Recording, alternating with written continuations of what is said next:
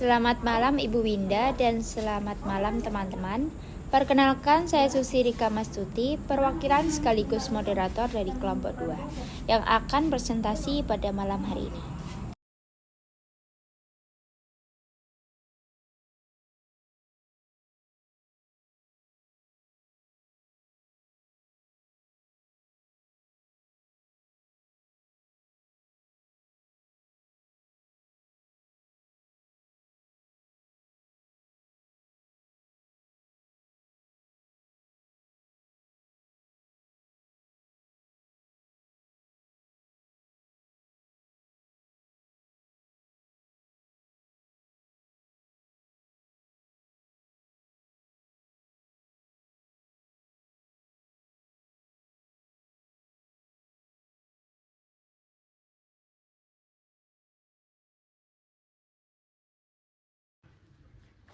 Baik, selamat malam Ibu Winda dan rekan-rekan semua. Pertama-tama saya akan menjelaskan mengenai pengertian fungsi. Fungsi dalam matematika adalah hubungan khusus antara dua himpunan, di mana setiap elemen pada himpunan pertama disebut domain, dipasangkan dengan tepat satu elemen pada himpunan kedua yang disebut kodomain.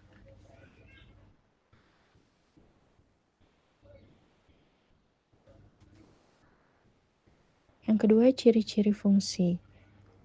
Yang pertama, keterhubungan pasti, setiap input memiliki satu dan hanya satu output. Yang kedua, domain dan kodomain jelas. Harus tahu dari himpunan mana input diambil dan ke himpunan mana output diarahkan. Dan yang ketiga, konsistensi. Fungsi tidak boleh memberikan dua output berbeda untuk satu input yang sama. Contohnya, fx sama dengan 2x plus 3. Artinya, untuk setiap nilai x, kita akan mengalihkan 2, lalu menambahnya dengan 3, menghasilkan satu nilai output. Contoh lain, jika x sama dengan 1, maka f1 sama dengan 2 dikali 1 ditambah 3. 2 ditambah 3 sama dengan 5. Jika x sama dengan 2, maka f2 sama dengan 2 dikali 2 ditambah 3 sama dengan 4 ditambah 3 sama dengan 7. Selanjutnya saya akan menjelaskan jenis-jenis fungsi. Jenis-jenis fungsi di sini terbagi menjadi 10 bagian. Yang pertama ada fungsi konstan. Fungsi konstan menghasilkan output yang tetap, tidak bergantung pada nilai input X. Artinya, perubahan nilai X tidak mempengaruhi hasil fungsi. Grafik fungsi konstan adalah garis lurus horizontal. Contoh, f dari X sama dengan 7. Berapapun nilai X, nilai fungsi tetap 7. Yang kedua ada fungsi identitas. Fungsi identitas adalah fungsi di mana setiap elemen di domain dipetakan ke dirinya sendiri di kodomain. Ini adalah fungsi paling sederhana karena output selalu sama dengan input. Contoh, f dari x sama dengan x. Jika x adalah 5, maka f dari 5 adalah 5.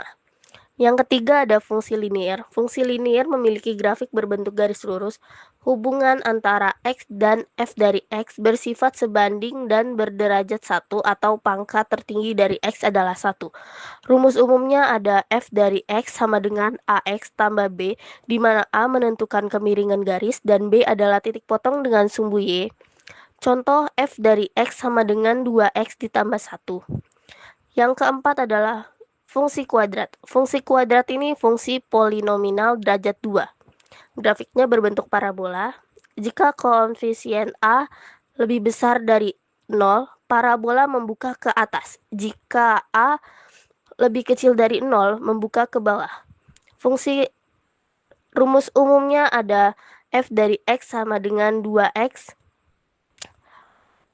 pangkat 2 ditambah bx ditambah c. Contoh, f dari x sama dengan x2 dikurang 4x ditambah 3. Yang kelima ada fungsi kubik. Fungsi kubik adalah fungsi polinominal derajat 3. Grafiknya lebih kompleks dibanding fungsi linier dan kuadrat. dan biasanya memiliki dua belokan atau disebut juga inflection points. Rumus umumnya ada f dari x sama dengan ax 3 ditambah bx2 ditambah cx ditambah d. Contoh, f dari x sama dengan x3 dikurang 3x. Yang keenam ada fungsi rasional. Fungsi rasional adalah fungsi yang berbentuk perbandingan atau pecahan dua polinomial. Fungsi ini memiliki asimptot atau garis yang mendekati grafik tetapi tidak pernah menyentuh. Rumus umumnya ada f dari x sama dengan p dari x dibagi q dari x dengan syarat q dari x tidak sama dengan 0. Contoh, f dari x sama dengan x ditambah 2 dibagi x dikurang 5. Yang ketujuh ada fungsi eksponen. Fungsi eksponen melibatkan eksponen atau pangkat yang berupa variabel. Fungsi ini sangat penting dalam pertumbuhan populasi, bunga majemuk, perubahan radioaktif, dan lain-lain. Rumus umumnya ada f dari x sama dengan a pangkat x dengan syaratnya a lebih besar dari 0 dan a tidak sebanding dengan 1. Contohnya, f dari x sama dengan 3 pangkat x. Yang ke-8 ada fungsi logaritma. Fungsi logaritma adalah invers dari fungsi eksponen. Logaritma menghitung pangkat yang harus diberikan kepada satu baris untuk menghasilkan suatu bilangan tertentu. Rumus umumnya ada f dari x sama dengan logaritma baris a, x. Contoh, f dari x sama dengan logaritma baris 2 berarti 2 pangkat f dari x sama dengan x. Yang ke-9 ada fungsi trigonometri. Fungsi ini berkaitan dengan sudut dan rasio sisi dalam segitiga. Banyak digunakan dalam ilmu teknik, astronomi, dan fisika. Fungsi dasarnya ada sin, cos, dan tan. Contohnya ada f dari x sama dengan sin x. Yang ke-10 ada fungsi modulus. Fungsi modulus memberikan nilai positif dari input. Jika input positif, hasilnya tetap. Jika input negatif, hasilnya dirubah menjadi positif. Rumus umumnya ada f dari x sama dengan x mutlak. Contoh, f dikurang dari f dari min x sama min 7 sama dengan 7. Contoh, f dari min 7 sama dengan 7. Baik, saya akan menjelaskan tentang turunan. Konsep turunan secara fundamental lebih maju dan rumit daripada konsep yang ditemukan di aljabar. F dari X sama dengan X pangkat 2, F aksen dari X sama dengan 2X. Jika fungsi tersebut adalah F, fungsi linear, maka fungsi tersebut dapat ditulis dengan Y sama dengan MX plus B, di mana M sama dengan rise per sun sama dengan change in Y per change in X, sama dengan delta Y per delta X. Jika Y sama dengan F dari X, maka turunan F dari X didefinisikan sebagai F aksen dari X sama dengan limit H mendekati 0 dari F dalam kurung X ditambah H dikurang F dari X dibagi H. Konsep turunan banyak digunakan untuk satu, menentukan kecepatan atau laju perubahan. Kedua, menentukan titik maksimum dan minimum dari suatu grafik. Tiga, mengetahui kemiringan atau gradien suatu kurva. Jenis-jenis turunan. First derivative atau turunan pertama. Turunan pertama dari suatu fungsi menunjukkan laju perubahan fungsi tersebut terhadap variabel independennya. Ini juga memberikan kemiringan atau gradien dari garis singgung grafik fungsi di setiap titik. Notasinya, f aksen dari x, yang kedua turunan y terhadap x atau dy per dx. Contohnya, jika f dari x sama dengan x pangkat 2, maka f aksen dari x sama dengan 2x. Second derivative atau turunan kedua. Turunan kedua adalah turunan dari turunan pertama. Ini mengukur percepatan perubahan suatu fungsi. Dengan kata lain, melihat seberapa cepat kemiringan berubah. Notasinya, F double aksen dari X. Yang kedua, D kuadrat Y per DX kuadrat. Contohnya, jika F aksen dari X sama dengan 3X kuadrat, dan F double aksen dari X sama dengan 6X. High order derivatif atau turunan tingkat tinggi. Selain turunan pertama dan kedua, kita bisa mengambil turunan ketiga, keempat, dan seterusnya. Ini disebut turunan tingkat tinggi. Biasanya digunakan dalam fisika untuk menggambarkan perubahan lebih lanjut seperti jarak percepatan dari percepatan. Notasinya, turunan ketiga F triple aksen, dan kedua turunan ke N dari F terhadap X. Contohnya, jika F dari X sama dengan X pangkat 5, maka F aksen dari X sama dengan 5X pangkat 4. Dan F double aksen dari X sama dengan 20X pangkat 3. F triple aksen dari X sama dengan 60X pangkat 2, dan seterusnya. Partial derivatif atau turunan parsial. Turunan parsial digunakan saat memiliki fungsi memiliki lebih dari satu variabel independen. Dalam hal ini, kita mengambil turunan terhadap satu variabel, sementara variabel lainnya dianggap konstan. Notasinya, turunan parsial F terhadap X, turunan parsial F terhadap Y. Contohnya, jika F dari X dan Y sama dengan X pangkat 2 ditambah Y pangkat 2, maka turunan parsial F terhadap X adalah 2X. Dan turunan parsial F terhadap Y adalah 2Y. Implicit differentiation atau turunan implisit. Kadang sebuah hubungan antara X dan Y tidak diberikan secara eksplisit sebagai Y sama dengan F dari X, tapi dalam bentuk gabungan. Kita menggunakan turunan implisit untuk menurunkannya.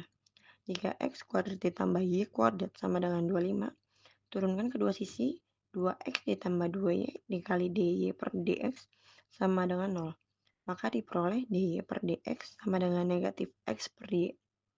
Turunan parametrik. Jika X dan Y keduanya dinyatakan sebagai fungsi dari suatu parameter triple T, maka kita menggunakan turunan parametrik. Rumusnya, DY per DX sama dengan DY per DT dibagi DX per DT.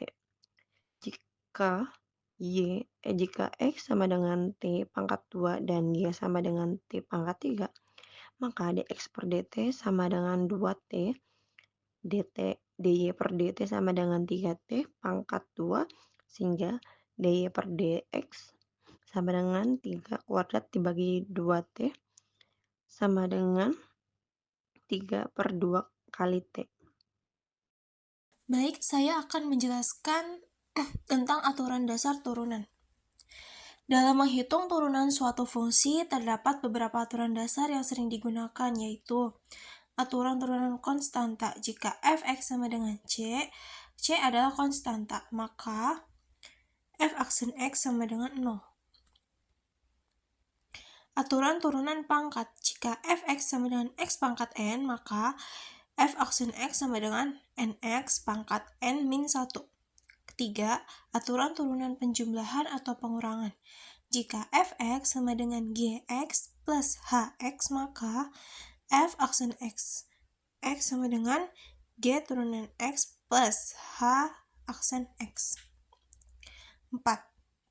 Aturan turunan perkalian. Jika fx sama dengan gx dikali hx, maka f aksen x sama dengan g aksen x h kali x plus gx kali h aksen x. Kelima, aturan turunan pembagian. Jika fx sama dengan gx per hx, maka f aksen x sama dengan g aksen x kali hx dikurang gx dikali h aksen x per hx pangkat 2. 6. Aturan rantai atau chain rule.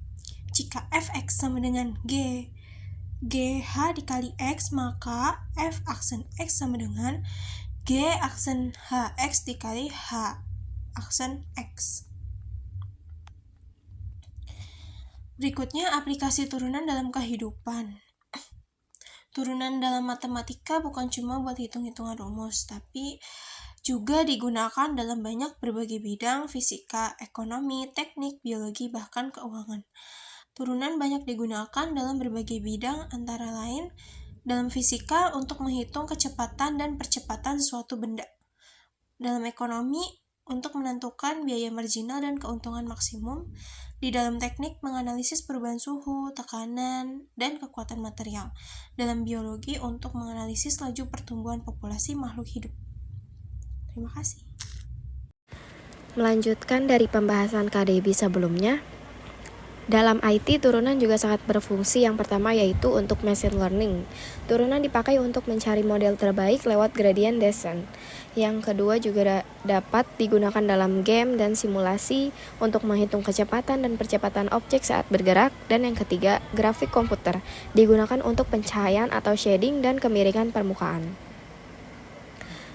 Lalu masuk ke materi selanjutnya yaitu aplikasi utama turunan. Yang pertama ada mencari kemiringan garis singgung. Turunan dari fungsi di titik tertentu memberikan kemiringan atau gradien garis singgung terhadap kurva pada titik tersebut. Contoh, kalau ada grafik Y sama dengan X kuadrat, kemiringan di titik 2,4 adalah nilai turunan Y aksen di X sama dengan 2. Ini mirip kayak kalau kita lagi berdiri di lereng bukit, turunan kasih tahu seberapa miring tanah di bawah kaki kita.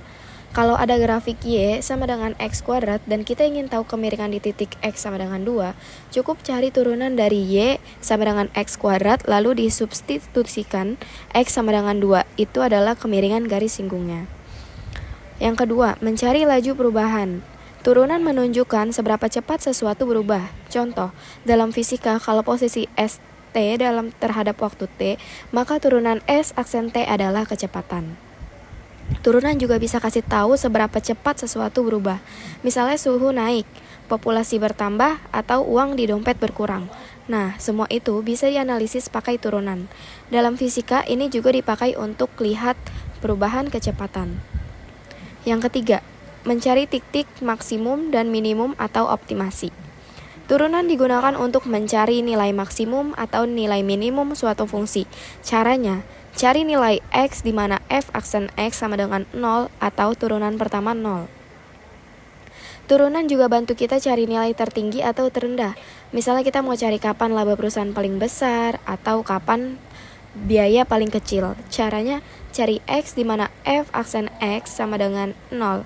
Lalu cek apakah itu maksimum atau minimum. Yang keempat ada menentukan interval naik dan turun. Jika f aksen X lebih dari 0 pada interval, berarti fungsi naik di interval itu. Tetapi jika f aksen X kurang dari 0, maka fungsi turun. Ini bayangkan grafik sebagai jalan. Kalau fungsinya naik, arti jalannya menanjak. Kalau fungsinya turun, berarti kita lagi turun bukit. Nah, turunan pertama yaitu f aksen X membantu kita tahu bagian mana yang menanjak dan bagian mana yang menurun.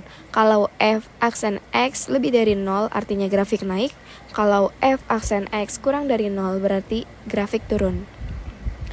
Yang kelima ada menganalisis percepatan. Di fisika, S T sama dengan posisi, V T sama dengan S aksen T sama dengan kecepatan. Lalu A T sama dengan V aksen T sama dengan S double aksen T sama dengan percepatan. Turunan kedua dari posisi memberikan percepatan. Ini sering dipakai di fisika, misalnya ada benda bergerak, posisi dilambangkan ST, kecepatan itu S aksen T dan percepatan itu S aksen double aksen T. Jadi turunan pertama kasih tahu kecepatan dan turunan kedua kasih tahu percepatan. Sama kayak kita naik motor, seberapa cepat kita nambah gas itu dia percepatan. Yang terakhir, ada menentukan bentuk kurva atau konkavitas dan titik belok. Turunan kedua, f double aksen X diberikan untuk melihat kurva. Jika f double aksen X lebih dari 0, kurva cekung ke atas atau senyum. Jika f double aksen X kurang dari 0, kurva cekung ke bawah atau sedih. Kalau kalian lihat grafiknya, ada yang bentuknya senyum dan ada yang bentuknya sedih. Ini cara mudah untuk menentukan dari turunan kedua. Kalau F aksen X lebih dari 0, kurva senyum. Kalau F aksen double aksen X kurang dari 0, berarti kurva sedih. Titik di mana bentuk kurva berubah disebut titik belok.